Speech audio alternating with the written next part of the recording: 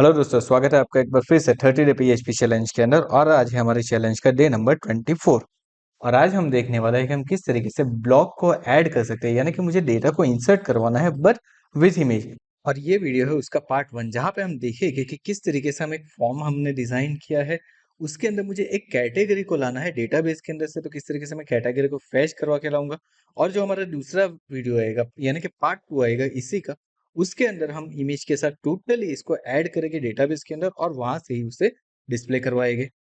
तो चलिए स्टार्ट करते हैं हमारा आज का ट्यूटोरियल और देखते हैं कि किस तरीके से हम इसके ऊपर वर्क करेंगे। देखिए, मैं यहाँ पे कुछ डिजाइन बना चुका हूँ। सबसे पहले तो जैसे कि मैंने मेरे यहाँ पे होम पेज के ऊपर ऐड न्यू ब्लॉक्स करके दे दिया है। जब मैं इसके ऊपर क्लिक करता हूँ तो मेरा एक पेज ओपन होता है जहाँ पे मैं एक ब्लॉक का टाइटल ऐड कर सकता हूँ, उसके बाद उसकी इमेज को सिलेक्ट कर सकता हूँ एंड देन मैं ब्लॉक का डिस्क्रिप्शन ऐड कर सकता हूँ ना। ये जो चीजें होने वाली है वो हमारा कैसा है, एक माइक्रो ब्लॉगिंग, हम कुछ micro blogging website like Twitter जैसे हमारा चलता था वैसे कुछ चीजें हम करने वाले हैं। और यहाँ पे हम ब्लॉग को लाइक, उसके बाद उसके ऊपर कमेंट कैसे करना है, डिसलाइक, ये सारे ऑप्शन भी देने वाले हैं। तो हमारा 30 डे चैलेंज के अंदर हम एक मिनी प्रोजेक्ट यहाँ पे कंप्लीट करने वाले हैं। तो चलिए आगे जाते हैं हमारे इस ट्यूटोरियल के अंदर, देखते हैं हमने इस डिजाइन को किस तरीके से बनाया है। तो सबसे पहले मैं आ जाता हूँ मेरे होम पेज के ऊपर। तो देखिए अब हमने क्या किया है, हमने जो भी CSS ऐड की थी हमारे पेज के अंदर, वो सारी CSS को हमने एक अलग से फाइल बना लिया, उसके अंदर ऐड करवा दिया है। एज वेल एज जो JS थी मेरी, उसकी भी मैंने एक अलग फाइल बना लिया और उसके अंदर ऐड करवा दिया है। और मेरा जो सेशन मैंने चेक करवाया था मेरे होम पेज के ऊपर, उस सेशन के लिए भी मैंने क्या कर दिया, एक अलग पेज बना रहे उसको भी क्या कर दिया, इंक्लूड करवा दिया। अब इससे क्या हो रहा है, तो मुझे बार बार वो कोड लिखने की जरूरत नहीं पड़ेगी। जैसे कि सेशन चेक का कोड मेरा कुछ 5 to 9 लाइन्स का कोड मेरा कुछ बन रहा था, तो मैंने उसे क्या कर दिया, सिंगल लाइन के अंदर कन्वर्ट कर दिया। तो हर एक पेज के ऊपर मुझे क्या करना है, सिर्फ और सिर्फ मेरी फाइल को इंक्लूड करवाना है और कोई भी चीज मुझे यहाँ पे करवानी नहीं है। तो इससे मुझे क्या होगा, इससे बेनिफिट ये होगा कि हमारा लेंथ ऑफ कोड थोड़ा सा कम हो जाएगा। चलिए तो अब आगे जाते हैं। तो अब मैंने एड ब्लॉक डॉट पी एक पेज बनाया है। सेम चीज यहाँ पे भी मैंने करके रखी हुई है। और यहाँ पे देखिए, यहाँ पे मैंने क्या किया है, तो सबसे पहले तो मैंने एक टेक्स्ट बॉक्स बना दिया है। वो टेक्स्ट बॉक्स मेरा क्या है, ब्लॉक का टाइटल के लिए है। दूसरा जो है मेरा वो है ब्लॉक की इमेज, उसके लिए मैंने इनपुट टाइप फाइल दे दी है। जो तीसरी मेरे पास चीज है वो है ब्लॉक का डिस्क्रिप्शन, जिसके लिए मैंने टेक्स्ट एरिया यहाँ पे चूज कर लिया है। तो देखिए यहाँ पे हमने सिर्फ टाइप एक दे दी है, वो हमें जरूरत नहीं है, सो हम उसको रिमूव कर देते हैं। तो देखिए मेरे पास अब सारी चीजें अवेलेबल है। एज वेल एज मैंने यहाँ पे एक बटन बना दिया है जिसके अंदर मैं क्या कर रहा हूँ, मैं यहाँ पे एड ब्लॉक का एक बटन बना चुका हूँ। अब इसका यूज करके हम क्या करेंगे, इसका यूज करके हम ब्लॉक को ऐड करवाएंगे। लेकिन ब्लॉक को ऐड करवाने से पहले मुझे एक और चीज यहाँ पे करनी है, और वो क्या करनी है, मुझे ब्लॉक की कैटेगरी यहाँ पे डिसाइड करनी है कि मुझे कौन से कैटेगरी का ये ब्लॉक होने वाला है। और कैटेगरी के साथ हम क्या करने वाले हैं, कैटेगरी के साथ हम यहाँ पे लेने वाले हैं रेडियो बटन। और ये जो रेडियो बटन आने वाला है ना, वो हमारा आने वाला है डेटाबेस के अंदर से। तो सबसे पहले मैं कैटेगरी के लिए डेटाबेस के अंदर कुछ कैटेगरी का टेबल क्रिएट कर दे रहा हूँ। तो चलिए यहाँ पे हम कर देते हैं कैट अंडरस्कोप MSC। फील्ड में ले लेता हूँ, यहाँ पे 2 फील्ड ले लेता हूँ एंड यहाँ पे मैं कर देता हूँ क्रिएट। एंड क्रिएट करने के बाद मैं क्या करता हूँ, यहाँ पे लिख देता हूँ cat underscore ID and cat underscore name. तो ये मेरी 2 फील्ड हो चुकी है। इसको मैं कर देता हूँ वेरकर। इसकी कुछ लेंथ मैंने कर दी है 100। एंड देन उसके बाद इसको हमने कर दिया प्राइमरी की, एंड प्राइमरी की करने के बाद हम दूसरा क्या करते हैं, तो इसको कर देते हैं ऑटो इंक्रीमेंट, दैट्स इट। इसको कर दिया हमने सेव। तो देखिए मेरी कैटेगरी हो चुकी है। अब मैं यहाँ पे कुछ डेटा को इंसर्ट करवा देता हूँ। सो मैं यहाँ पे अभी के लिए 2 या 3 कैटेगरी लेता हूँ। जैसे कि मुझे क्या करना है, मुझे माइक्रो ब्लॉग बनाना है बट कौन से टेक्नोलॉजी के ऊपर। तो यहाँ पे मैं एक लेता हूँ, एक जो मेरा है वो है टेक्नोलॉजी। ओके, या फिर टेक्नोलॉजीज हम यहाँ पे लिख देते हैं। दूसरी जो मेरी कैटेगरी है वो मेरी है लाइक एंटरटेनमेंट। तो चलिए यहाँ पे मैंने कर दिया है एंटरटेनमेंट। देन तीसरी मेरी जो कैटेगरी रहने वाली है वो कैटेगरी रहने वाली है लाइक स्पॉट्स। तो इस तरीके से मैंने यहाँ पे 3 कैटेगरी सिलेक्ट कर लिए। ओके, तो देखिए हमारी 3 कैटेगरी यहाँ पे इंसर्ट होके आ चुकी है। अब इस कैटेगरी के लिए मुझे क्या करना है, मुझे बनाना है मेरा रेडियो बटन। तो चलिए यहाँ पे रेडियो बटन किस तरीके से बनता है वो पहले तो चेक करते हैं, और उसके लिए किस तरीके से हम वर्क करेंगे वो भी देखते हैं। सो नाउ अब मुझे क्या करना है, तो सिंपली यहाँ पे तो हम आ चुके हैं। यहाँ पे आने के बाद अब कैटेगरी मुझे कहाँ पे सिलेक्ट करनी है, तो ब्लॉक टाइटल से मुझे क्या करना है, ऊपर की तरफ मुझे एक कैटेगरी चाहिए। तो चलिए यहाँ पे मैं ले लेता हूँ एक लेबल। सबसे पहले तो मुझे चाहिए जो कि मुझे यहाँ पे दिया हुआ है ब्लॉक टाइटल, उसकी जगह पे मैं कर देता हूँ ब्लॉक कैट। लेवल 4 हमने कर दिया है। अगर आप इसका लेवल 4 निकालना चाहते हो तो निकाल भी सकते हो, इट इज़ नॉट नेसेसरी कि आपको साथ में रखना ही है।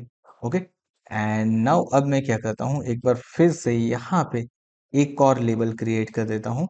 एंड नाउ लेबल क्रिएट करने के बाद हम क्या करते हैं, यहाँ पे रिफ्रेश करके देखते हैं। तो देखिए यहाँ पे मुझे दो लेबल्स मेरे डिस्प्ले हो रहे हैं। सो नाउ अब यहाँ पे मैं कर देता हूँ 4, एंड 4 करके मुझे क्या करना है, मेरी जो भी कैटेगरी होगी ना, उस कैटेगरी के अकॉर्डिंग मुझे यहाँ पे किसके लिए है वो डिस्प्ले करवाना है। सो नाउ अब यहाँ पे किस तरीके से डिस्प्ले करवा सकते हैं सारी कैटेगरी को वो देखते हैं। सो मैं यहाँ पे सबसे पहले तो BR कर देता हूँ, लाइन ब्रेक मैंने यहाँ पे कर दी है। एंड नाउ अब मेरा नेक्स्ट वर्क मैं करता हूँ। सो मैं यहाँ पे लिख देता हूँ PHP, एंड PHP लिखने के बाद हम क्या करते हैं यहाँ पे, तो यहाँ पे हम कर देते हैं हमारा एक और स्टेप में मेरा क्या होगा, तो मैं यहाँ पे लिख देता हूँ $SCL is equal to. Okay, यहाँ पे हमने क्या कर दिया, $SCL इज इक्वल्स टू।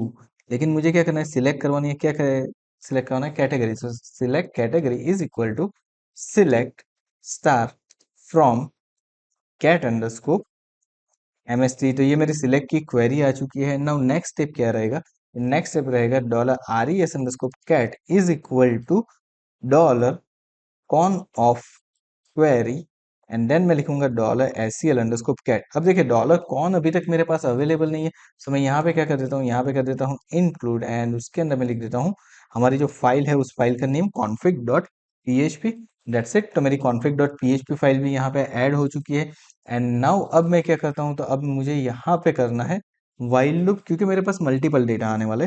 सो मैं यहाँ पे करता हूँ while $row_cat is equal to $RES_cat of fetch_ object. So मैं यहाँ पे fetch_ ऑब्जेक्ट कर लेता हूँ। एंड देन अब मुझे क्या करना है, अब मुझे यहाँ पे डिस्प्ले करवानी है मेरी कैटेगरी को। सो यहाँ से मैंने कुछ इस तरीके से ले लिया इसको।